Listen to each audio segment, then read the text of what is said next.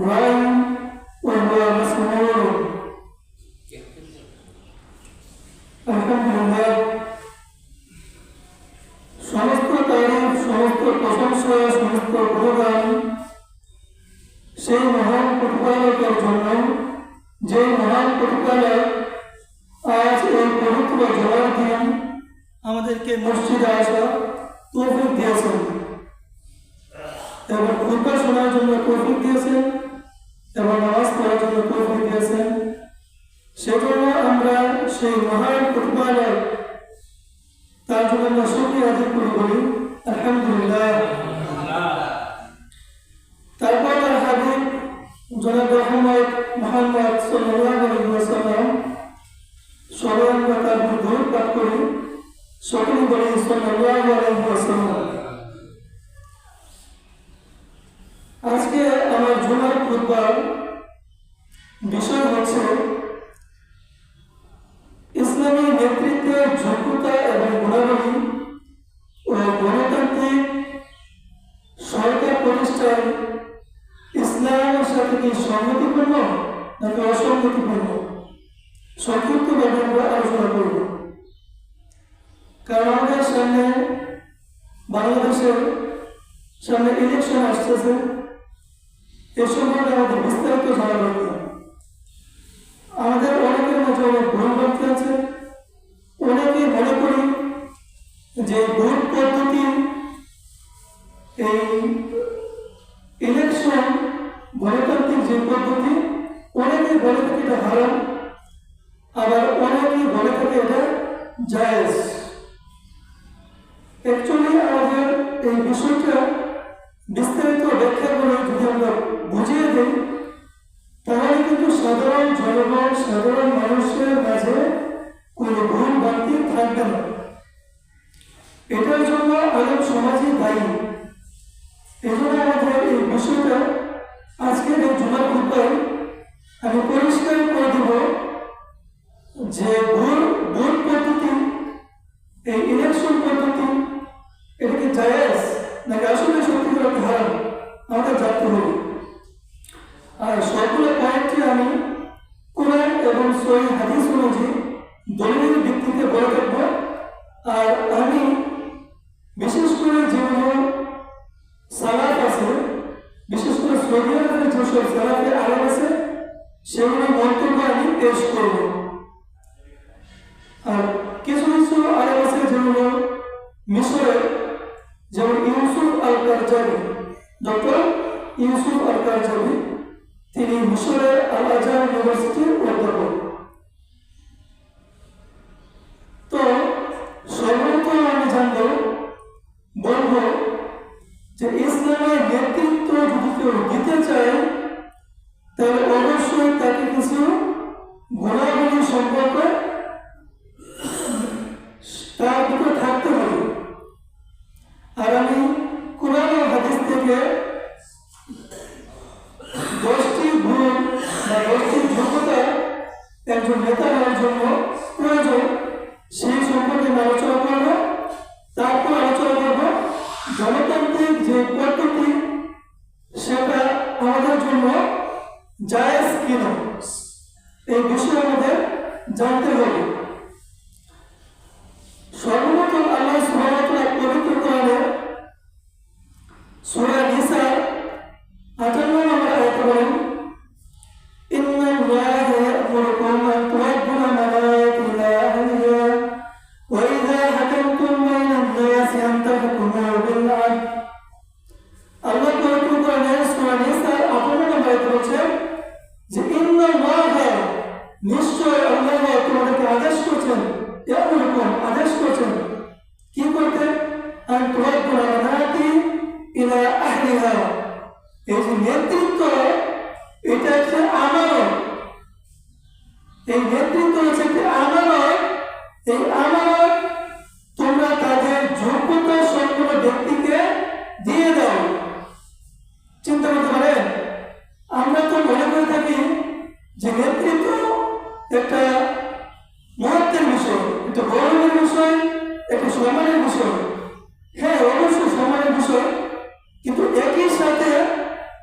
নেতৃত্ব হচ্ছে একটি আমানত। এই আমানত আমাদেরকে যোগ্য ব্যক্তির হাতেই তুলে দিতে হবে। আর সেই পদ্ধতিটা যে যে দেশের সিস্টেম আছে সেই সিস্টেম অনুযায়ী চলবে। যেমন আমাদের বাংলাদেশের সিস্টেম হচ্ছে কি ভোট পদ্ধতি। তাহলে ভোট পদ্ধতির মাধ্যমে নেতা নির্বাচন করতে হবে, এটাই ঠিক। আর এই ভোট পদ্ধতি অবশ্যই জায়েজ। যখন বলবো কোরআন ও হাদিস থেকে বলবো তখন আপনারা বুঝতে পারবেন। তারপর আল্লাহ সুবহানাহু ওয়া তাআলা বলছে যে যোগ্যতা সম্পন্ন ব্যক্তির একটি গুণ হচ্ছে ওয়াইদা হাকামতুম বাইনান নাসি, যখন সে মানুষের মাঝে বিচার ফয়সালা করে তখন কি করে? ওয়াইদা হাকামতুম বাইনান নাসি আন তাহকুমু বিল আদল, ন্যায় পরায়ণতার সাথে বিচার ফয়সালা করে। তার নেতা হওয়ার জন্য একটি যোগ্যতা আছে বা একটি গুণ হচ্ছে তাকে ন্যায় পরায়ণ হতে হবে, অর্থাৎ ন্যায়বান হতে হবে, সঠিক বিচার করতে হবে। আর নবী মুহাম্মদ সাল্লাল্লাহু আলাইহি ওয়াসাল্লাম তার একটি হাদিসটি উল্লেখ আছে সহিহ বুখারীর 893 নম্বর হাদিস। হাদিসটি বর্ণনা করেছেন আব্দুল্লাহ ইবনে উমর রাদিয়াল্লাহু তাআলা আনহু। তিনি বলেন যে সামি'তু রাসূল সাল্লাল্লাহু আলাইহি ওয়াসাল্লাম ইয়াকুলু, আমি রাসূল সাল্লাল্লাহু আলাইহি ওয়াসাল্লামকে বলতে শুনেছি, তিনি বলেছেন যে কুল্লুকুম রাইন ওয়া কুল্লুকুম মাসউলুন, যে তোমাদের প্রত্যেকেই হচ্ছে একজন রাখাল। যেমন রাখাল যেমন গরু চড়ায়, কি সে একজন নেতা এবং সে তার ওকুল্লুকুম মাসউলুন, এবং প্রত্যেক রাখালই তার অধীনস্থদের বিষয়ে জিজ্ঞাসিত হবে। যেমন একজন রাখাল সে যদি গরু চড়ায়, ছাগল চড়ায়, তাহলে তার এই ছাগল গরু দেখাশোনা করতে হবে। যদি কমে যায়, যদি দাঁড়িয়ে পেয়ে ফেলে, তাহলে এর জন্য জবাবদিহিতা করতে হবে তার পরিবারের কাছে, ঠিক না? অবশ্যই। তাহলে নবী মুহাম্মদ সাল্লাল্লাহু আলাইহি ওয়াসাল্লাম বলেছেন যে তোমরা প্রত্যেকে রাখাল, তোমরা প্রত্যেকে একজন নেতা। আর এই নেতৃত্ব সম্পর্কে তোমাদের সকলকে জিজ্ঞাসিত হতে হবে, অর্থাৎ আল্লাহ সুবহানাহু ওয়া তাআলা সকলকে জিজ্ঞাসা করবে সে তার এই নেতৃত্ব সঠিকভাবে পালন করেছে কিনা। তারপর নবী মুহাম্মদ সাল্লাল্লাহু আলাইহি ওয়াসাল্লাম বলেছেন ফাল ইমামুর রাই, একজন ইমাম, দেশের সরকার, আমির, সে হচ্ছে একজন নেতা। ওয়া হুয়া মাসউলুন, আর অবশ্যই তাকে এই রাষ্ট্রীয় ক্ষমতা দেওয়ার যে একটা দায়িত্ব এবং সে এটা সঠিকভাবে পালন করেছে কিনা এটা অবশ্যই তাকে জিজ্ঞাসা করা হবে যে তার দায়িত্ব সে পালন করেছে কিনা সঠিক পর্যায়ে।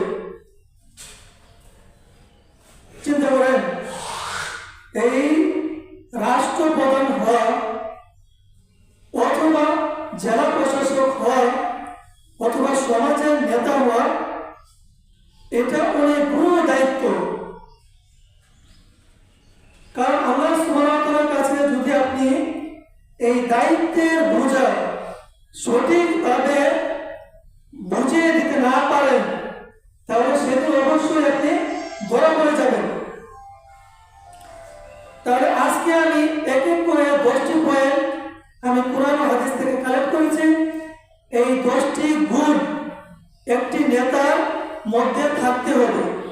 যদি একটি নেতার মধ্যে, একটি আমিরের মধ্যে, সরকারের প্রধানের মধ্যে যদি এই 10টি গুণ থাকে তাহলে আপনারা অবশ্যই তাকে জয়যুক্ত করে তাকে আমির নিযুক্ত করা আপনাদের প্রতি অনেক ক্ষেত্রে ওয়াজিব হয়ে যায়। যখন বলবো তখন বুঝতে পারবে যে এটা অনেক ক্ষেত্রে ওয়াজিব, আবার অনেক ক্ষেত্রে জায়েজ, আবার অনেক ক্ষেত্রে ভোট দেওয়া হারাম হয়ে যায়। এ সম্পর্কে বিস্তারিত আলোচনা করবো ইনশাআল্লাহ। তো একজন নেতা সর্বপ্রথম গুণটি হচ্ছে তাকওয়া, মুত্তাকি, পরহেজগারিতা। আর এই সম্পর্কে আল্লাহ সুবহানাহু ওয়া তাআলা পবিত্র কোরআনে সূরা হুজরাতের 13 নম্বর আয়াতে বলেন, ইন্না আকরামাকুম ইনদাল্লাহি আত-তাকাকুম, যে নিশ্চয় আল্লাহর নিকট সবচেয়ে উত্তম শ্রেষ্ঠ তোমাদের মধ্যে ওই ব্যক্তি যে হচ্ছে আত-তাকুম, যে বেশি পরহেজগার, ধার্মিক, মুত্তাকি। মুত্তাকি, তাকওয়া, এই শব্দের অনেক অর্থ রয়েছে। তার মধ্যে একটি অর্থ হচ্ছে অন্যায় অশ্লীল কাজ থেকে, অর্থাৎ আল্লাহর নিষিদ্ধ কাজ থেকে নিজেকে বিরত রাখা, নিজেকে বিরত রাখা। এই সম্পর্কে একটা হাদিস ওমর রাদিয়াল্লাহু তাআলা আনহু, তিনি উবাই ইবনে কাব রাদিয়াল্লাহু তাআলা আনহুকে বললেন যে ইয়া উবাই ইবনে কাব, মা হুয়া তাকওয়া, তাকওয়া কাকে বলে, মুত্তাকি কাকে বলে? তখন উবাই ইবনে কাব রাদিয়াল্লাহু তাআলা তিনি বলছেন যে হে আমিরুল মুমিনিন, আপনি একটি বাগান দিয়ে যখন যান, যে বাগানে কাঁটানো গাছ আছে এবং অনেক গাছ রয়েছে, সেই বাগান দিয়ে আপনি কিভাবে হেঁটে যান? তখন ওমর রাদিয়াল্লাহু তাআলা আনহু তিনি বলছেন যে আমি আমার জুব্বাটা ভালোভাবে গুছিয়ে নেই, তারপর আমি সাবধানে সাথে যাই যাতে কাঁটা আমার শরীরে না দিতে। তখন উবাই ইবনে কাব রাদিয়াল্লাহু তাআলা বলছেন, হাযিহি তাকওয়া, এটাই তো হচ্ছে তাকওয়া, এটাই তো হচ্ছে মুত্তাকি, যে আপনি আপনার শরীরকে এই কাঁটাযুক্ত গাছ থেকে যেভাবে বাঁচিয়ে রাখেন, ঠিক একইভাবে আপনার জীবনের সমস্ত ক্ষেত্রে যখন অন্যায়, অশ্লীল, খারাপ কাজ থেকে, আল্লাহ সুবহানাহু ওয়া তাআলার নিষিদ্ধ কাজ থেকে নিজেকে গুটিয়ে রাখবেন, বিরত রাখবেন, বাঁচিয়ে রাখবেন, তখন আপনি হবেন মুত্তাকি, তাকওয়াশীল, পরহেজগারিতা। চিন্তা করতে পারবেন? তাহলে তাকওয়া অনেক অর্থ রয়েছে, তো আমি সংক্ষিপ্তভাবে বলবো। গণতন্ত্র সম্পর্কে ভালোভাবে ব্যাখ্যা বিশ্লেষণ করে আমাকে বুঝিয়ে দিতে হবে, এই জন্য আমি সংক্ষিপ্ত 10টি পয়েন্ট বলবো। তারপর দ্বিতীয় গুণটি হচ্ছে একজন নেতা হওয়ার জন্য আল ইলমু ওয়াল হিকমাতু, ইলম ও প্রজ্ঞা, অর্থাৎ জ্ঞান ও প্রজ্ঞা। এই সম্পর্কে আমরা পবিত্র কোরআনে সূরা বাকারার 269 নম্বর আয়াতে বলেছেন, মান ইউতিল হিকমাতা মান ইয়াশাউ ওয়া মান ইউতিল হিকমাতা ফাকাদ উতিয়া খায়রান কাসীরা, যে আল্লাহ সুবহানাহু ওয়া তাআলা যাকে ইচ্ছা হিকমত, জ্ঞান দান করেন, প্রজ্ঞা দান করেন, আর যাকে হিকমত, জ্ঞান, প্রজ্ঞা, ইলম দান করা হয় তাকে অসংখ্য কল্যাণ দান করা হয়। এখানে যে শব্দটি উল্লেখ আছে সেটি হচ্ছে কাসীরা। কাসীরা শব্দটি ইসমে তাফদীলের সিগা, যা আধিক্যতা বোঝায়। মানে কাসীরা এর অগণিত কল্যাণ তার মধ্যে প্রবাহিত হতে থাকবে। এটা যতদিন পর্যন্ত তার জ্ঞান থাকবে, ততদিন তার মাঝে জ্ঞানের কারণে এই যে কল্যাণ এটা বয়ে থাকবে। যেমন আমরা জানি আল্লামা দেলোয়ার হোসেন সাইদি রাহিমাহুল্লাহ, আল্লাহ সুবহানাহু ওয়া তাআলা তাকে জান্নাতুল ফেরদৌস দান করুন, তিনি একজন হানাফি আলেম, কিন্তু তারপরেও বাংলাদেশের সকল আহলে হাদিস, হানাফি, যত আছে, শাফি বলেন, যত মাঝে মাঝে সবাই কিন্তু আল্লামা দেলোয়ার হোসেন সাইদিকে ভালোবাসত এবং কি এখনো ভালোবাসে। কারণটা কি? কিন্তু মারা গিয়েছেন, তিনি কবরে চলে গিয়েছেন, তারপরে মানুষ এখনো তাকে ভালোবাসে। ওই যে আল্লাহ সুবহানাহু ওয়া তাআলা বলছেন, যাকে আল্লাহ জ্ঞান দান করেছেন তাকে অসংখ্য কল্যাণ দিতে থাকবে। সে মারা গেলেও তাকে আল্লাহ কল্যাণ, তাকে মর্যাদা, সম্মান দিতে থাকবে, সবাই তাকে ভালোবাসবে। সুবহানাল্লাহ। তাহলে এই জ্ঞান অবশ্যই একজন নেতা হওয়ার জন্য, আর সেই জ্ঞানটা কোরআন এবং সহিহ হাদিসে জানতে হবে। দুনিয়ার জ্ঞান হলে চলবে না। কারণ দুনিয়ার জ্ঞানে যেসব নেতা রাষ্ট্রপ্রধানরা আছে এবং রাষ্ট্রীয় দায়িত্বে যেসব নেতারা নিয়োজিত আছে, তাদের মধ্যে কোরআন এবং হাদিসের জ্ঞান না থাকার কারণে তারা সুদ খায়, ঘুষ খায়, অন্যায় কাজ করে। আজকে দেখবেন বিচার ফয়সালার ক্ষেত্রে দেখবেন টাকা দিয়ে ক্ষমতার কারণে ন্যায় বিচার করানো, একজন নির্দোষ ব্যক্তিকে দোষী প্রমাণিত করে শাস্তি দিচ্ছে, আবার একজন দোষী ব্যক্তিকে নির্দোষ প্রমাণ করে মুক্তি দিচ্ছে। কি জন্য? টাকার কারণে। টাকা দিয়ে ন্যায় বিচার বিক্রি করে দিচ্ছে। যদি তার ভিতর কোরআন ও হাদিসের জ্ঞান থাকতো, যা আল্লাহ সুবহানাহু ওয়া তাআলা বলেছেন যে এই নেতৃত্ব সম্পর্কে অবশ্যই তোমাকে কিয়ামতের দিন জিজ্ঞাসা করা হবে, তাহলে এই দায়িত্ব সম্পর্কে জিজ্ঞাসা করা হবে, এই জ্ঞানটা যদি তার ভিতরে থাকতো, তাহলে সে কিন্তু এই খারাপ, অন্যায়, অবিচার এগুলি করতো না। তাহলে জ্ঞান না থাকার কারণে, কোরআন এবং হাদিসের জ্ঞান না থাকার কারণে এই সব করে থাকে। দেখেন আজকাল ধরেন পুলিশ আছে, পুলিশ কমিশনার, সে যদি কোরআন ও হাদিসের জ্ঞান থাকতো তার ভিতরে, তাহলে তো সে অন্যায় করতো না, ঘুষ খেত না। তার ভিতরে নাই বিদায় এসব চলে আসছে। যাই হোক, আমি সংক্ষিপ্তভাবে পয়েন্টগুলো বলবো, বিস্তারিত বলার সময় নেই। যারা গণতান্ত্রিক সম্পর্কে এটা আপনাদের খোলাসা করা দরকার যে গণতান্ত্রিক আসলে জিনিসটা কি, ভোট পদ্ধতি, ইলেকশন পদ্ধতি আসলে কি, এগুলো জানা দরকার। তারপর 3 নম্বর গুণ হচ্ছে একজন নেতা হওয়ার জন্য আমানতদারিতা হতে হবে। আর এই সম্পর্কে ওই সহিহ বুখারী একই হাদিস 893 নম্বর হাদিস, রাসূল সাল্লাল্লাহু আলাইহি ওয়াসাল্লাম বলেছেন যে কুল্লুকুম রাইন ওয়া কুল্লুকুম মাসউলুন আন রাইয়িহি ফাল ইমামু রাই ওয়া হুয়া মাসউলুন। যে ইমাম, সে নেতা, তাকে দেওয়া হয়েছে একটা আমানত, এই বিশাল দায়িত্ব দেওয়া হয়েছে। এই দায়িত্ব সে যদি সঠিকভাবে পালন না করে, তাহলে সে সঠিক নেতা এবং গুণপূর্ণ সঠিক নেতা হতে পারবে না। ইসলামের নেতৃত্ব অর্থাৎ ইসলামের যে নেতা, সেটি সে হতে পারবে না। আমানতদারিতা হতে হবে। এখন আমানতদারিতা কি? ধরেন একজন গ্রামের চেয়ারম্যান, তার কাছে সরকারি অনেক অনুদান আসে। সরকারি অনুদান আসার কারণে সে স্বজন প্রীতি দেখিয়ে তাদের মধ্যে ওই অনুদানগুলো কি করে দিয়ে থাকে, স্বজন প্রীতি করে থাকে। কিন্তু আসলে সমাজের মধ্যে একজন হকদার, গরিব, মিসকিন আছে, সে ওই অনুদান পাওয়ার যোগ্য, কিন্তু সে না পেয়ে দেখা যায় একজন সচ্ছল ব্যক্তি সেগুলো পাচ্ছে।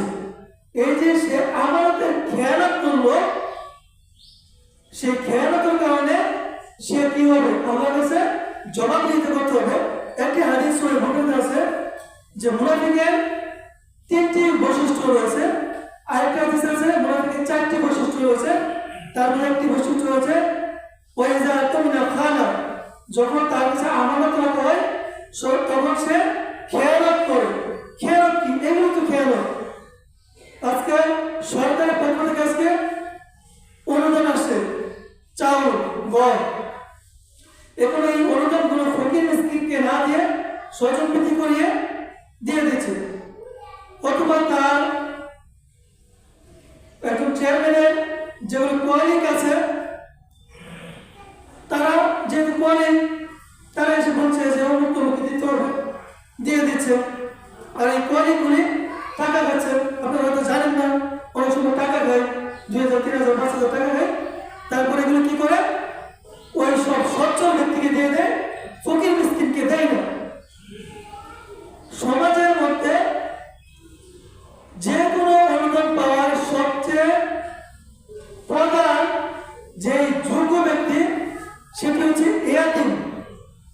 নাবালক যেগুলি এতিম আছে, অর্থাৎ নাবালক শিশু রেখে, নাবালক প্রাপ্তবয়স্ক হয়নি এরকম শিশু রেখে যদি বাবা মারা যায় তাহলে বলা হয় এতিম। আর এতিমকে আমরা অবজ্ঞা করি, এটা করা যাবে না। কারণ রাসূল সাল্লাল্লাহু আলাইহি ওয়াসাল্লাম আল্লাহ সুবহানাহু ওয়া তাআলা বলেছেন সূরা দুহার মধ্যে বলেছেন যে আমি কি আপনাকে এতিম অবস্থায় পাইনি, তারপর আমি আপনাকে কি করেছি, সচ্ছলতা দিয়েছি। তাহলে এতিম এটা রাসূল সাল্লাল্লাহু আলাইহি ওয়াসাল্লামের একটি বৈশিষ্ট্য, ছোটবেলা থেকে রাসূল সাল্লাল্লাহু আলাইহি ওয়াসাল্লাম এতিম ছিলেন। যাও, তারপর একজন নেতা হওয়ার জন্য 4 নম্বর গুণ হচ্ছে আল আদল, ন্যায় পরায়ণ। ন্যায় পরায়ণ সম্পর্কে আল্লাহ পবিত্র কোরআনের সূরা নিসা 135 নম্বর আয়াতে বলেছেন যে ইয়া আইয়ুহাল্লাযীনা আমানু কুনু কাওয়ামিনা বিল কিসত শুহাদা'a লিল্লাহ, যে ইয়া আইয়ুহাল্লাযীনা আমানু, হে ঈমানদারগণ, হে বিশ্বাসীগণ, যারা মুমিন তোমরা শুনে রাখো, কুনু কাওয়ামিনা বিল কিসত, তোমরা ন্যায়ের উপর প্রতিষ্ঠিত থাকো। বিল কিসত, ন্যায়ের উপর প্রতিষ্ঠিত থাকো, আর আল্লাহর উদ্দেশ্যে সাক্ষ্য দাও। কারণ এই ন্যায় পরায়ণতা ফজিলত সম্পর্কে একটা হাদিস আছে, এই হাদিসটি উল্লেখ আছে সহিহ বুখারী 1423 এবং সহিহ বুখারী 660 নম্বর হাদিস, যেটার মধ্যে বলা আছে যে আরশের রাসূল আল্লাহ সুবহানাহু ওয়া তাআলা যখন কিয়ামতের দিন অনুষ্ঠিত হবে তখন হাসরের মাঠে 7 শ্রেণীর মানুষকে আল্লাহ আরশের ছায়া তলে ছায়া দেবে। তার মধ্যে এক প্রকার মানুষ হচ্ছে আল আদল, ন্যায় পরায়ণ, ন্যায় পরায়ণতা শাসক, অর্থাৎ ন্যায়বান শাসক, যে সঠিকভাবে কোরআন ও হাদিস অনুযায়ী তার রাষ্ট্র পরিচালনা করে।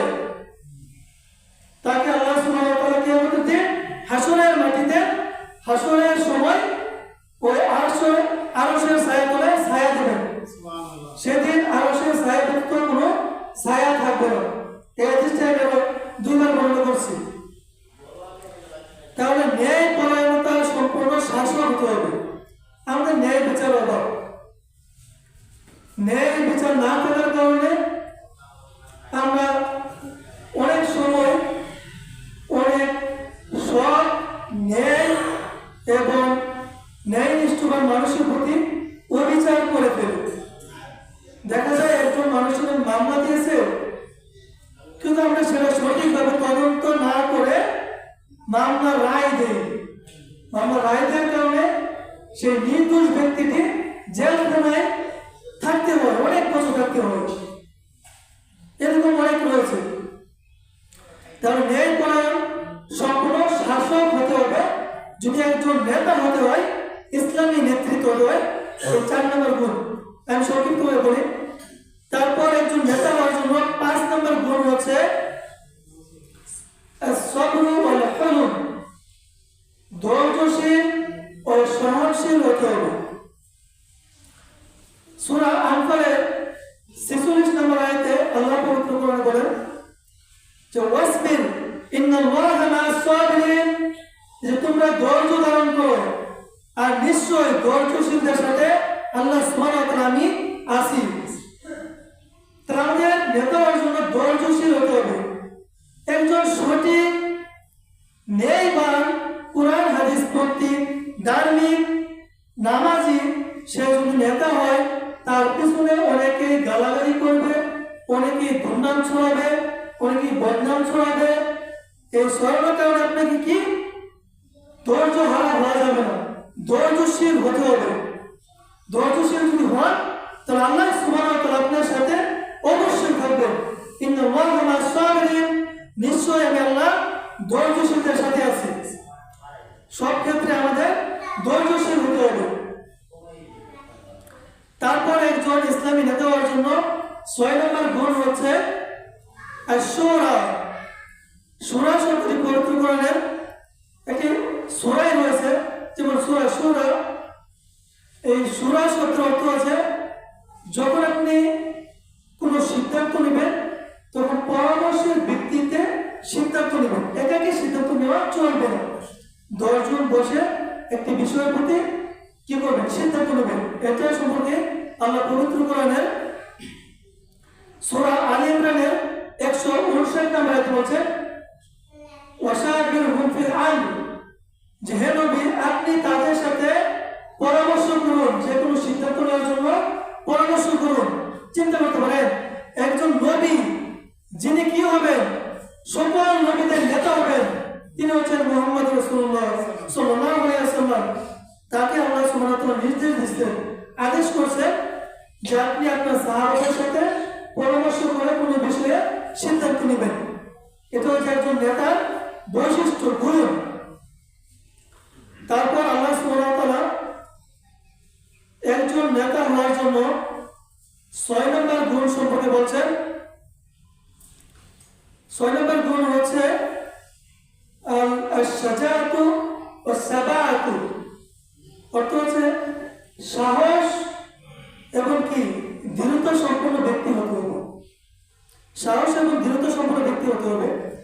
এই সম্পর্কে আল্লাহ পবিত্র কোরআনে সূরা মাইদার 44 নম্বর আয়াতে বলছেন, ফালা তাখশাবুন নাসা ওয়াখশানি, যে তোমরা মানুষকে ভয় করো না, আমি আল্লাহকে ভয় করো।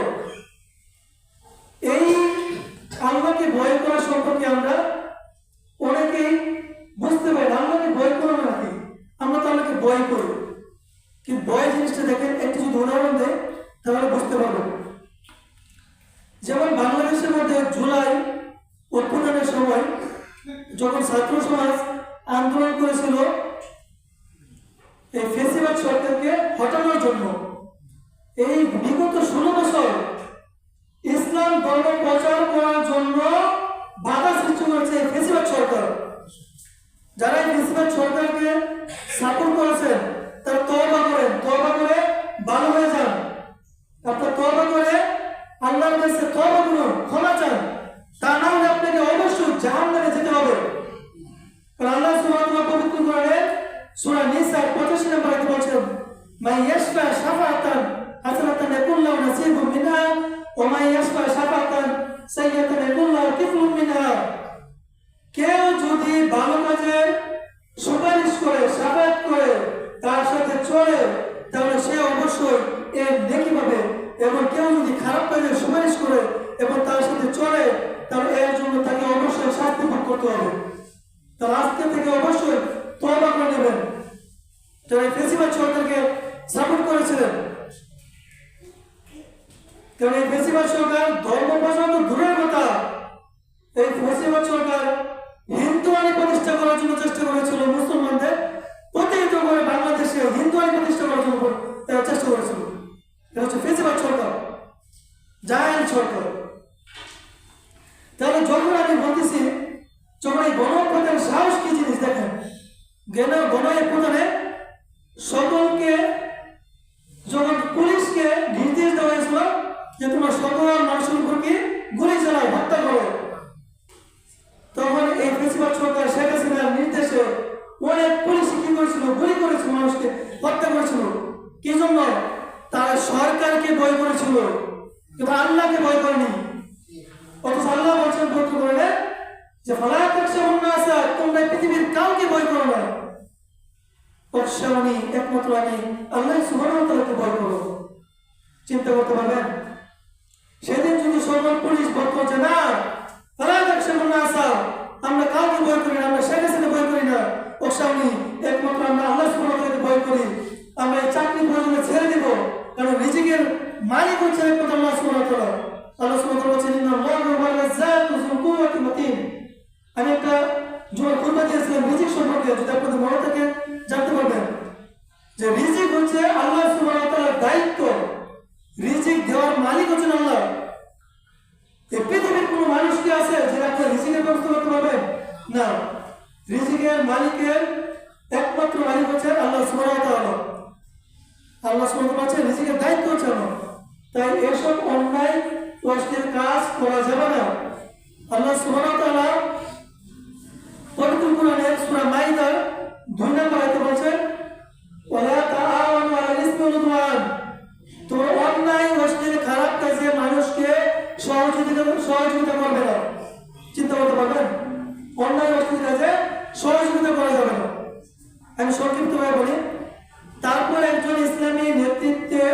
নেতা হওয়ার জন্য যে গুণটি, সেটি হচ্ছে জনগণের প্রতি দয়া থাকতে হবে। রাসূল সাল্লাল্লাহু আলাইহি ওয়াসাল্লাম এই সম্পর্কে বলছেন, এই হাদিসটি উল্লেখ আছে সুনান আবু দাউদ 2858 নম্বর হাদিসে বলছেন, সাইয়্যিদুল কওমি খাদিমুহুম, যে জনগণের নেতা হচ্ছে সেবক। চিন্তা করতে পারবেন, জনগণের যে নেতা, রাষ্ট্রনেতা, সে হচ্ছে সেবক। অথচ যখন একজন রাষ্ট্রপ্রধান হয়ে যায়, ক্ষমতার মালিক হয়ে যায়, তখন জনগণকে শাসন করে, অন্যায় শাসন করে, বানানো আইন দ্বারা রাষ্ট্র পরিচালনা করে। কিন্তু জনগণের প্রতি তার দায় দায়িত্ব বা এগুলো সে ভুলে যায়, এগুলো করা যাবে না। তারপর 9 নম্বর গুণ হচ্ছে একজন নেতা হওয়ার জন্য তাওয়াদি, অর্থাৎ বিনয় ও নম্রতা সম্পন্ন ব্যক্তি হতে হবে, বিনয় হতে হবে, নম্রতাপূর্ণ হতে হবে। এই সম্পর্কে সূরা ফুরকানের 63 নম্বর আয়াতে আল্লাহ সুবহানাহু ওয়া তাআলা বলেন যে ওয়াইবাদুর রহমান আল্লাযীনা ইয়ামশুনা আলাল আরদি হাওয়ানা, যে ওয়াইবাদুর রহমান, যে দয়াময়ের বান্দা হচ্ছেন তারাই, আল্লাযীনা ইয়ামশুনা আলাল আরদি হাওয়ানা, যারা দুনিয়াতে বিনয়ের সাথে চলাফেরা করে। চিন্তা করতে পারবেন, একজন নেতার অঙ্গভঙ্গি, বডি ল্যাঙ্গুয়েজ, কথাবার্তা, চাল চলন, এগুলো হতে হবে বিনয় ও নম্র। নেতা হওয়ার আগে যেমন ভোট চাওয়ার জন্য যখন কৃষকের সাথে গিয়ে কাঁধে কাঁধ মিলিয়েছে, হাতে হাত মিলিয়েছে, কিন্তু যখন নেতা হয়ে যায়, সরকার প্রতিষ্ঠা হয়ে যায়, তখন জনগণ তার দ্বারে কাছে আসে না, সে যদি সালামকে সালামের উত্তর দেয় না, এরকম অবস্থা হয়ে যায়। এরকম সম্পূর্ণ ব্যক্তিকে অবশ্যই নেতা বানানো যাবে না, এটা হারাম। আর একজন নেতার 10 নম্বর গুণ হচ্ছে, এই সম্পর্কে আল্লাহ সুবহানাহু ওয়া তাআলা বলছেন পবিত্র কোরআনের সূরা নিসার 18 নম্বর আয়াতে বলছেন যে ইন্নাল্লাহা ইয়া'মুরুকুম আন তু'আদ্দুল আমানাতি ইলা আহলিহা ওয়া ইযা হাকামতুম বাইনান নাস আন তাহকুমু বিল আদল, যে তাকে অবশ্যই যোগ্যতা সম্পন্ন ব্যক্তি হতে হবে। মানে আমি যে রাষ্ট্রপ্রধান হব, সমাজ প্রধান হব, আমি জেলা প্রশাসক হব, আমাকে এই প্রশাসক হওয়ার জন্য, রাষ্ট্রপ্রধান হওয়ার জন্য, সমাজের প্রধান হওয়ার জন্য আমাকে যোগ্যতা সম্পন্ন ব্যক্তি হতে হবে। একজন রাখালকে, একজন কৃষককে রাসূল সাল্লাল্লাহু আলাইহি ওয়াসাল্লাম বলেনি যে তাকে তোমরা নেতা বানাও, না, অবশ্যই তাকে শিক্ষিত হতে হবে। আর শিক্ষাটা অবশ্যই সুশিক্ষা হতে হবে, যে শিক্ষা আপনাকে কোরআন হাদিসের বিরুদ্ধে চলতে বাধ্য করে, ওই শিক্ষা মূলত আসলে শিক্ষা নয়। যে শিক্ষা আপনাকে কোরআন হাদিসের পক্ষে চলতে উৎসাহ করে বা আপনি চলে থাকেন, সেই শিক্ষায় অর্জন করতে হবে। কারণ একজন নেতা হওয়ার জন্য অবশ্যই এই 10টি গুণ সম্পন্ন হতে হবে। যদি এই 10টি গুণ সম্পন্ন হয়, তাহলে অবশ্যই আপনারা তাকে নির্বাচিত করে নেতা বানাবেন, রাষ্ট্রীয় প্রধান বানাবেন, সমাজ প্রধান বানাবেন। এটা আপনাদের জন্য ওয়াজিব, অনেক ক্ষেত্রে ওয়াজিব। এবার চলুন, এতক্ষণ আমরা আলোচনা করেছিলাম একজন নেতা হওয়ার জন্য 10টি গুণ বা যোগ্যতা সম্পন্ন হতে হবে। এই পর্যায়ে আমরা আলোচনা করব গণতান্ত্রিক সরকারের ইসলামের সাথে কি এটা সংগতিপূর্ণ নাকি অসংগতিপূর্ণ, ভোট পদ্ধতি, ইলেকশন পদ্ধতি, এই সম্পর্কে কুরআন এবং হাদিস বা ইসলাম কি বলে। মনে রাখবেন, পবিত্র কুরআন এবং হাদিসে সবকিছু সরাসরি উল্লেখ নেই। কুরআন ও সহিহ হাদিস এগুলো কি করতে হবে, গেটে ঘুটে সঠিক মাসালা বের করতে হবে। আর এটা হচ্ছে আলেমদের দায়িত্ব, যারা মুস্তাহিদ পূর্ণ আলেম, এটা হচ্ছে তাদের দায়িত্ব। সবকিছু আপনি কোরআন হাদিস থেকে পাবেন না, সরাসরি পাবেন না, কিন্তু এটা বোঝার জন্য আপনাকে একজন ভালো আলেমের শরণাপন্ন হতে হবে। আর এই শরণাপন্ন হওয়ার জন্য এই মুস্তাহিদ পূর্ণ, ইস্তিহাদ পূর্ণ মাসালাগুলো বের করার ক্ষেত্রে আলেমগণ বিভক্ত হয়েছে। একই মাসালা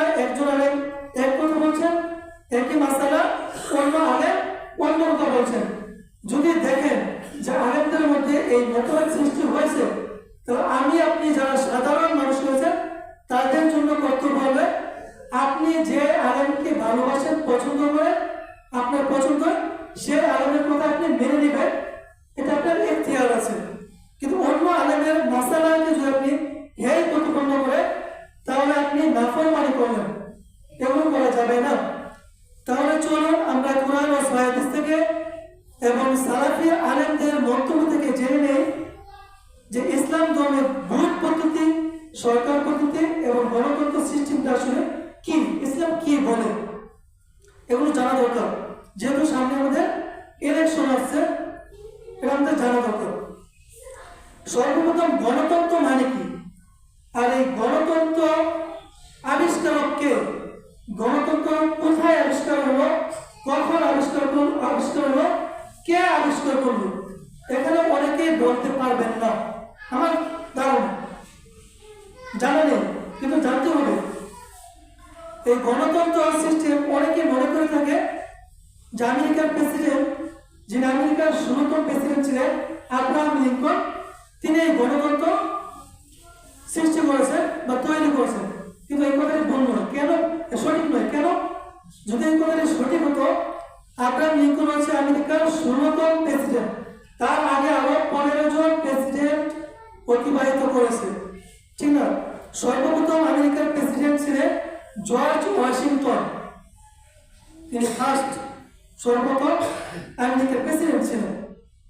এই গণতন্ত্র শব্দটি সর্বপ্রথম গ্রিক ভাষায় উৎপন্ন হয়েছে। ডেমোক্রেসি এই শব্দটি ইংরেজি শব্দ, এর গ্রিক শব্দ হচ্ছে ডেমোস, যার অর্থ শাসন।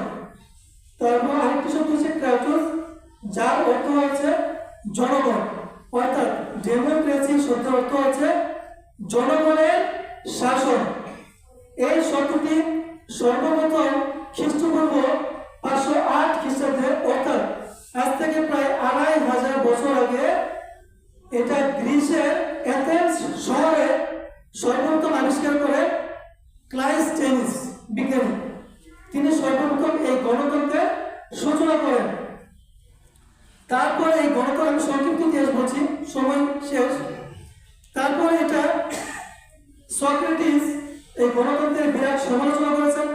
তারপর প্লেটো তার রিপাবলিক গ্রন্থে এই গণতন্ত্রের দুর্বলতা তুলে ধরেছেন। তারপর অ্যারিস্টটল তার পলিটিক্স গ্রন্থে এই গণতন্ত্র সম্পর্কে বিস্তারিত আলোচনা করেছেন। তারপর এটা প্রায় বিলুপ্তই ছিল। তারপর 17 থেকে 1800 খ্রিস্টাব্দ এই গণতন্ত্র আবার ইংল্যান্ড, এই আমেরিকা, এই গ্রিক, এই ব্রিটেন, এগুলোর মধ্যে আবার প্রচলন এনেছিল। আর এগুলোর মধ্যে আধুনিক গণতন্ত্রের প্রচলন করেছিলেন জন লক, আরেকজন ছিলেন জাক রোসো, আরেকজন পণ্ডিত ছিলেন মন্টেস্কু। এই 3 জন পণ্ডিত এই গণতন্ত্রে আবার আমেরিকা এবং ইউরোপ কান্ট্রিগুলোর মধ্যে প্রচার করেন। কিন্তু আব্রাহাম লিঙ্কন, যিনি আমেরিকার 16তম প্রেসিডেন্ট ছিলেন, তার একটি বিখ্যাত ভাষণের মধ্যে একটি বিখ্যাত উক্তি, এই বিখ্যাত উক্তির কারণে তিনি গণতন্ত্রের প্রতীকী নেতা হিসেবে পরিচিত লাভ করেন।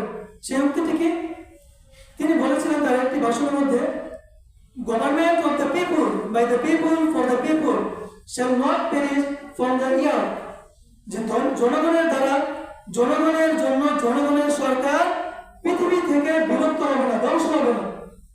আর এই উক্তিটির কারণে তিনি জনগণের প্রতীকী নেতা হিসেবে পরিচিত লাভ করেন। আর এই পরিচিত লাভ করার কারণে মানুষ মনে করে থাকে যে আব্রাহাম লিঙ্কন হচ্ছে গণতন্ত্রের স্রষ্টা, কিন্তু গণতন্ত্রের স্রষ্টা হচ্ছে কে? ক্লাইস্টেনিস। যাই হোক, আর এই ভাষণের এই উক্তিটি সম্পূর্ণ শিরকে আকীদা, সম্পূর্ণ শিরকে আকীদা। কারণ এই উক্তির মধ্যে বলা হচ্ছে কি, জনগণের দ্বারা জনগণের জন্য জনগণের সরকার, অর্থাৎ জনগণই নির্ধারিত করবে সরকারকে, অর্থাৎ ক্ষমতার উৎসই হচ্ছে জনগণ। এটা একটা শিরকে আকীদা, এই উক্তি মানা যাবে না। আমি সংক্ষিপ্তভাবে বলি, প্রত্যেকটা রাষ্ট্রের মধ্যে, বিশেষ করে গণতান্ত্রিক রাষ্ট্র প্রতিষ্ঠায় 4টি মূলনীতি আছে। 4টি মূলনীতি, সবাই মনোযোগ দিয়ে শুনুন। আর এই 4টি মূলনীতি হচ্ছে শিরকে আকীদা। 1 নম্বর মূলনীতি হচ্ছে আইন প্রণেতা, 2 নম্বর মূলনীতি হচ্ছে সিদ্ধান্তের ভিত্তি, 3 নম্বর মূলনীতি হচ্ছে ক্ষমতার উৎস, 4 নম্বর মূলনীতি হচ্ছে লক্ষ্য বা উদ্দেশ্য।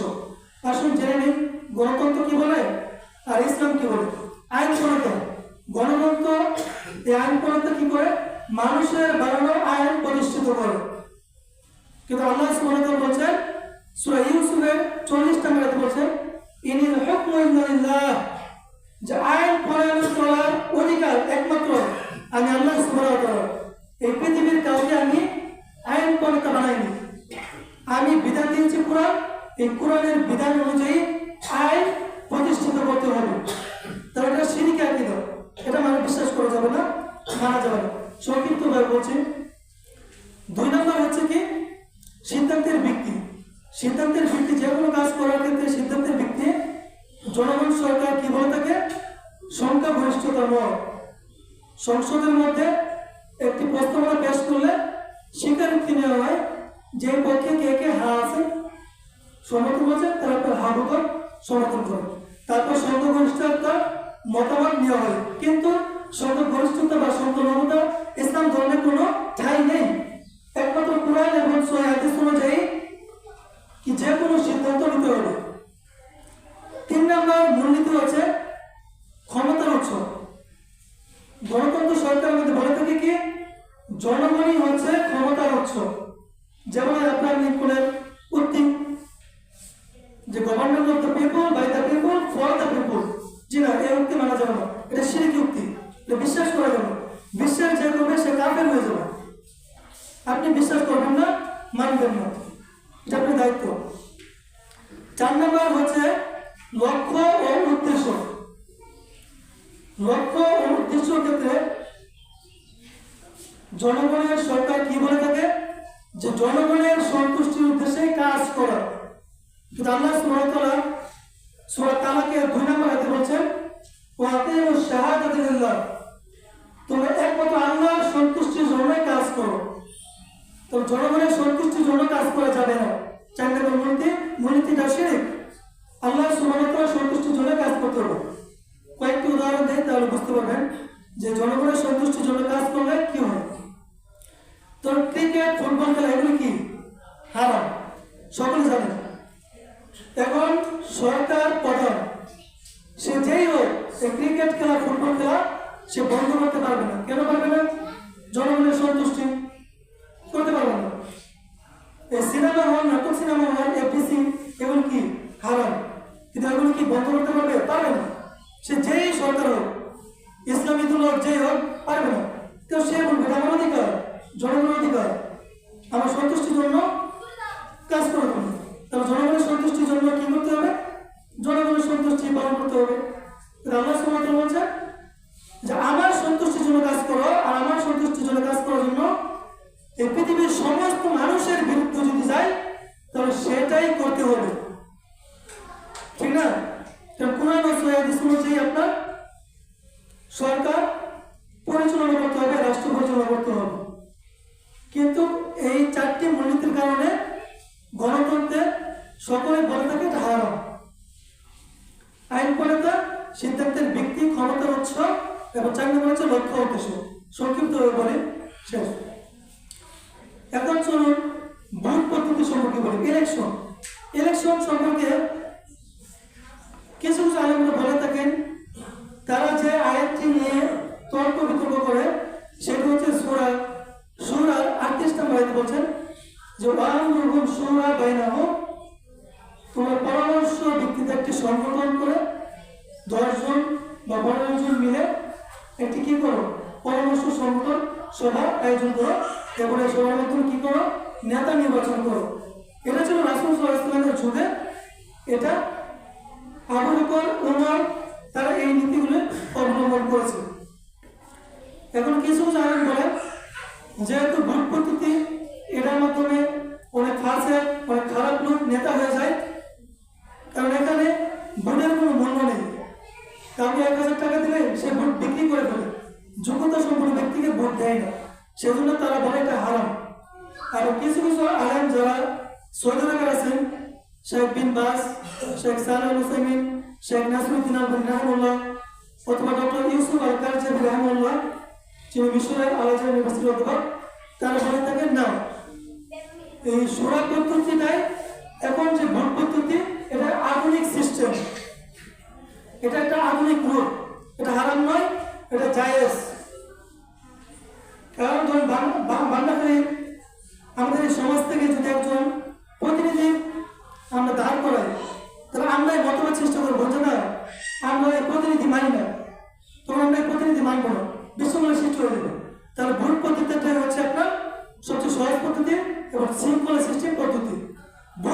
ইসলামে হারাম নয়, ইলেকশন হারাম নয়, মনে রাখবেন। হারাম হচ্ছে কোনটা? গণতন্ত্রের যে 4টি মূলনীতি আমি বললাম, এই 4টি মূলনীতি হচ্ছে শিরিক আকীদা, এই জন্যই হচ্ছে হারাম। কিন্তু এখনকার যুগে যেসব আলেম তারা এগুলো নিয়ে ঘাটাঘাটি না করে ফতোয়া দিয়ে দেয়। আপনাকে অনেক পড়াশোনা করতে হবে। আপনি যতবারে মুহাদ্দিস হন না কেন, আপনাকে ভালোভাবে ব্যাখ্যা বিশ্লেষণ করে শিখতে হবে, জানতে হবে। আবার নতুন করে আপনি কোরআন পড়েন, মানে জ্ঞান আপনাকে আবার নতুন করে অর্জন করতে হবে। তাহলে এটা হচ্ছে সিস্টেম। এখন দেখেন, এই ভোট পদ্ধতি 10টি গুণ সম্পর্কে আমি বলছি। ইসলামী নেতৃত্বের 10টি গুণ যাদের মধ্যে থাকবে তাদেরকে আপনারা নেতা নির্বাচন করবেন। ধরেন ভোট পদ্ধতি বললাম এটা হারাম, কেউ কোনো হারাম, ঠিক আছে, মেনে নিলাম হারাম। এখন ধরেন আমরা যারা মুসলমান রয়েছি, এখন যদি আমরা ভোট দিতে না যাই, তাহলে কি অন্য দল বাকি দল ভোট দিতে যাবে না? অবশ্যই যাবে। তাহলে তো তারা বিনা ভোটে ফাঁস হয়ে যাবে। ধরেন যারা নামাজি ব্যক্তি তারা ভোট দিতে যাবে না, যেটা হারাম, যাবে কেন? কিন্তু অন্য দল যারা আছে তারা তো ঠিকই ভোট দিতে যাবে। তখন কি হবে? তখন তো একজন খারাপ ব্যক্তি রাষ্ট্রীয় প্রধান হয়ে যাবে। আর রাষ্ট্রীয় প্রধানকে অবশ্যই আনুগত্য করতে হবে। রাসূল সাল্লাল্লাহু আলাইহি ওয়াসাল্লাম বলছেন যে তোমরা যখন 3 জন ব্যক্তি বের হও, তোমাদের মধ্যে একজন ব্যক্তিকে নেতা বানাও, কারণ নেতা ছাড়া চলবে না, নেতা বানাতে হবে। আর আল্লাহ পবিত্র কোরআনে সূরা নিসার 8 নম্বর আয়াতে বলছেন জিন্নাল্লাহু ইয়া'মুরুকুম আন তু'আদ্দুল আমানাতি ইলা আহলিহা, যে এই নেতৃত্ব, যে আমানত, যে যোগ্যতা সম্পন্ন ব্যক্তি, তাকে এই আমানত বুঝিয়ে দাও। তাহলে এখানে আল্লাহ কি বলছেন? বুঝিয়ে দেবো। কিভাবে বুঝিয়ে দেবো? যেমন একটা সিস্টেমের মাধ্যমে তো বুঝিয়ে দিতে হবে নাকি? এখন কি সবাইকে এখানে নেতা হতে পারবেন না? এখন সবার মধ্যে একজন নেতা হতে পারবে। তাহলে সবাই মিলে পরামর্শ করে একজনকে নেতা বানাবো অথবা ভোট দিব। এটা হচ্ছে সিস্টেম, ঠিক আছে? তাহলে আজকের এই বক্তব্যের সারাংশ হচ্ছে, সময় যেহেতু শেষ, সারাংশ হচ্ছে ভোট দেওয়া অবশ্যই জায়েজ। আর বাংলাদেশের যে পরিস্থিতি, আমাদেরকে অবশ্যই ভোট দিতে হবে। আর এই ভোট দেওয়ার জন্য সঠিক নেতা নির্বাচন করতে হবে। আর সঠিক নেতা নির্বাচন করার জন্য যে 10টি গুণ বলেছে, এই 10টি গুণ যে নেতার মধ্যে আছে তাকে আপনারা নেতা নির্বাচন করবেন। কারণ আল্লাহ সুবহানাহু ওয়া তাআলা বলেন, সূরা মাইদা 2 নম্বর আয়াতে বলেন, ওয়াতাওয়াসাউ আলাল বিররি ওয়াত তাকওয়া, তোমরা ভালো কাজে পরস্পরকে সহযোগিতা করো, ভালো কাজে সহযোগিতা করতে হবে। তারপর বলছেন ওয়ালা তাওয়ানু আলাল ইসমি ওয়াল উদওয়ান, অন্যায় এবং অশ্লীল কাজে একে অপরকে সহযোগিতা করিও না। তাহলে আপনারা প্রত্যেক মানুষের কি বিবেক বুদ্ধি আছে? যাকে আপনারা নেতা নির্বাচন করবেন তার ভিতরে 10টি গুণ নাও থাকতে পারে, 2-1টি গুণ থাকতে পারে। কিন্তু আপনারা যদি মনে করেন যে এই সরকার যদি রাষ্ট্র বানানো হয়, তাহলে মিনিমাম কমপক্ষে হলো বাংলাদেশে ইসলাম প্রচার করা বাধাগ্রস্ত হবে না। কারণ বিগত ফ্যাসিবাদ সরকার ইসলাম প্রচার করা বাধা সৃষ্টি করেছিল। যারা পরে আসছেন তাদের উদ্দেশ্যে বলি, বিগত সরকার, ফ্যাসিবাদ সরকারকে যারা সাপোর্ট করেছিলেন তারা তওবা করেন, তওবা করে আল্লাহর কাছে ক্ষমা চান। কারণ সূরা নিসা 85 নম্বর আয়াতে বলেছে মাইয়াশফা শাফাতান সাইয়্যাতান ইয়াকুল্লাহু নাসিবুন, যে ভালো কাজে যে সুপারিশ করবে তার প্রতিফল সে পাবে, সওয়াব পাবে। আর যে খারাপ কাজে সুপারিশ করবে সেই খারাপের পাপের ভাগীদার সেও হবে, ঠিক না? তাহলে এখন আমাদের উচিত হবে একজনকে নেতা বানানো, রাষ্ট্রপ্রধান, যে ইসলামের আইন প্রতিষ্ঠা করার জন্য চেষ্টা করবে। আর এই গণতন্ত্রের যে 4টি নীতি, সেই 4টি নীতিকে ধ্বংস করে দিবে, ধ্বংস করে দিয়ে এই সংবিধান যা আছে সব ছিঁড়ে ফেলে দিবে, ফেলে দিয়ে নতুন সংবিধান আবিষ্কার করবে, যার নাম হবে কোরআনের সংবিধান। যদি আপনারা মনে করে থাকেন ওই লোককে যদি আমরা নির্বাচিত করি, তাহলে কোরআনের সংবিধান সে পরিচালনা করার জন্য চেষ্টা করবে, তাহলে আমরা অবশ্যই তাকে নেতা বানানোর জন্য সাপোর্ট করবো। এটা আপনাদের জন্য অনেক ক্ষেত্রে ওয়াজিব হয়ে যাবে, এবং আমাদের বাংলাদেশের প্রেক্ষিতে ওয়াজিব হয়ে গেছে, ঠিক আছে? তবে অনেকেই বলতে পারেন যে একজন নেতা সে তো নিজেরই বাড়িঘর ঠিক নেই, সে ভালোভাবে নামাজও পড়ে না, তার পরিবারের পর্দাশীল নেই। হ্যাঁ, ভুলবাতি থাকবে, সবাই 100% কি ইমানদার হতে পারবে না, সব মানুষের মধ্যে ভুলবাতি থাকবে। আর একটা হাদিস আছে কি, যে বড় ক্ষতি ঠেকানোর সাথে ছোট ক্ষতি হওয়া ভালো। আর আপনারা এটা সবাই জানেন, ওই সূরা বাকারার 183 এবং সূরা মাইদা আমি শেষ করে দিচ্ছি একটি বলে, সূরা মাইদা 3 নম্বর আয়াতে বলছেন যে শুকর খাওয়া কি হারাম, ঠিক না, সবাই জানে। কিন্তু ফামানিত্তুররা গায়রা বাগিন ওয়ালা আদিন ফালা ইসমা আলাইহি, কিন্তু যদি তোমরা নিরুপায় হয়ে যাও, শুকর ছাড়া যদি আর কোনো খাওয়ার কিছু না থাকে, তাহলে বেঁচে থাকার জন্য আল্লাহ আপাতত করবে না, বেঁচে থাকার জন্য শুকর তুমি খেতে পারো। দেখেন শুকর খাওয়া কি হারাম হয়ে গেল, ঠিক না। তাহলে গণতন্ত্র আমরা যারা ভোট দিব, আমরা গণতন্ত্রের 4টি মূলনীতি আমরা বিশ্বাস করবো না, আমরা বিশ্বাস করবো হারাম নীতি, তবে আমরা ভোট দিব। ভোট দিয়ে অবশ্যই সঠিক ইমানদার নেতা নির্বাচন করবো ইনশাআল্লাহ। আল্লাহ সুবহানাহু ওয়া তাআলা আমাদের সকলকে সঠিক বুঝ দান করুন। আল্লাহ সুবহানাহু ওয়া তাআলা আমাদেরকে সঠিক নেতা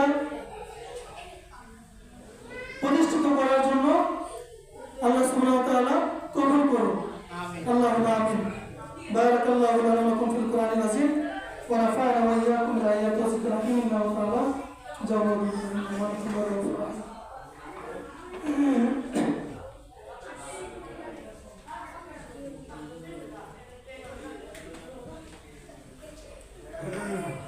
আলহামদুলিল্লাহ ওয়া কাফা ওয়া সালামুন আলা ইবাদিহি আল্লাযীনা ইসতাফা, আম্মা বা'দ। আউযু বিল্লাহি মিনাশ শাইতানির রাজীম। বিসমিল্লাহির রাহমানির রাহিম।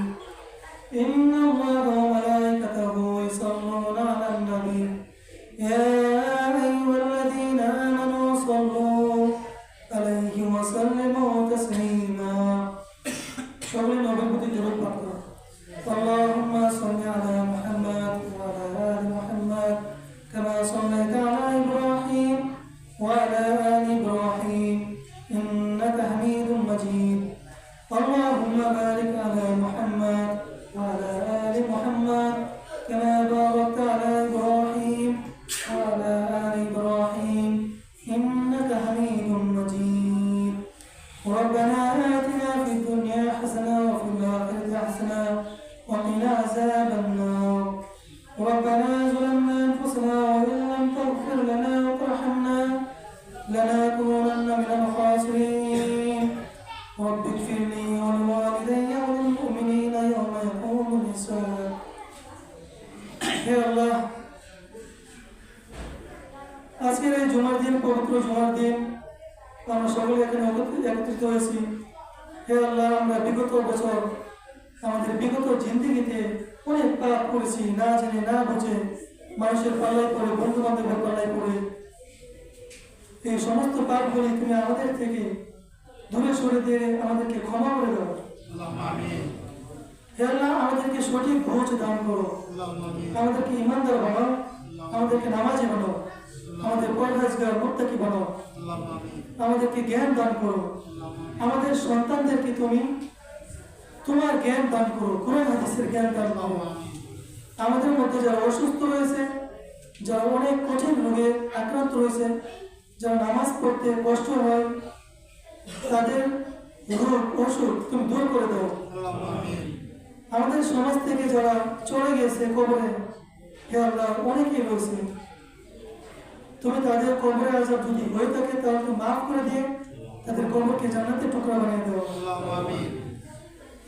হে আল্লাহ, আমাদের মধ্যে যদি কারোর ভিতরে হিংসা বিদ্বেষ থেকে থাকে তাহলে হিংসা বিদ্বেষ দূর করে দিয়ে আমাদের ভাতৃত্বের বন্ধন, ভাই ভাইয়ের বন্ধন সৃষ্টি করে দাও। সর্বোপরি তোমার প্রতি এই দোয়া, এই দাবি, আমাদের সকলকে তুমি তোমার পথে পরিচালিত করো, যেন আমরা তোমার পথ থেকে বিচ্যুত না হয়ে যাই। আমরা বলে থাকি সকলেই, রব্বানা তাকাব্বাল মিন্না ইন্নাকা আনতাস সামিউল আলিম। আমাদের দোয়াগুলি তুমি কবুল করো। রব্বানা লা তুযিগ কুলুবানা বা'দা ইয হাদাইতানা, যে আমরা আমাদেরকে তুমি হেদায়েত দেওয়ার পর আমাদেরকে তুমি গুমরাহ করো না। আল্লাহ সুবহানাহু ওয়া তাআলা আমাদের সকলকে কবুল করুন। আল্লাহুম্মা আমিন। ইবাদাল্লাহ রাহিমাকুমুল্লাহ, ইন্নাল্লাহা ইয়া'মুরু বিল আদলি ওয়াল ইহসানি ওয়া ইতা'i যিল কুরবা ওয়া ইয়ানহা আনিল ফাহশাই ওয়াল মুনকারি ওয়াল বাগই ইয়া'iযুকুম লা'আল্লাকুম তাযাক্কারুন। ফাযকুরুনি আযকুরকুম ওয়াশকুরুনি ওয়া লা তাকফুরুন। সকলে কথা শুদ্ধ করুন।